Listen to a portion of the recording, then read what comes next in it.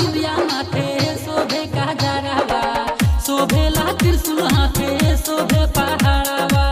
सुरहो सिंगार करी लागत दुल्हनिया हो पावे पए जनिया छनो नन बाजे हो पावे पए जनिया छनो नन बाजे हो पावे पए जनिया हो पावे पए जनिया हो पावे पए जनिया हो पावे पए जनिया छनो नन बाजे हो पावे पए जनिया छनो नन बाजे हो पावे पए जनिया हो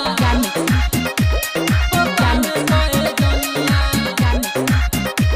हो पावे पए जनिया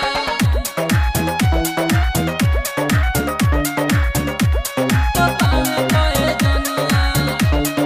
केहू कहे दुर्गा मैया केहू कहे काली हो केहू कहे काली सरवे सवार मैया होई शेरावाली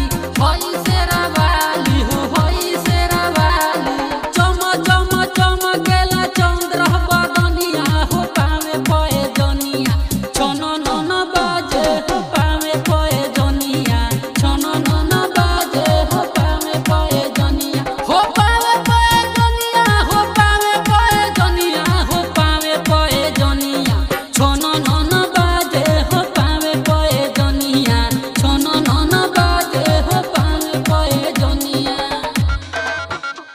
हो पावे पए जनिया हो पावे पए जनिया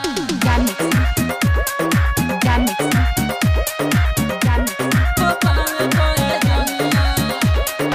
आदित शुभम और मूर्ति सजवले हो मूर्ति सजवले सुमित सुधांतु विशाल आरती देखवले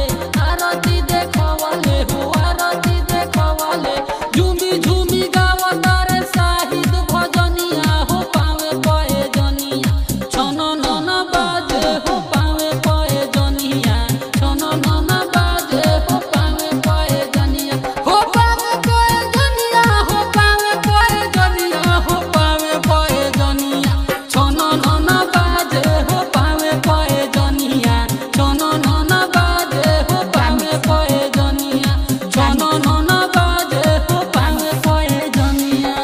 जिया रिकॉर्डिंग स्टूडियो पंडई चौक।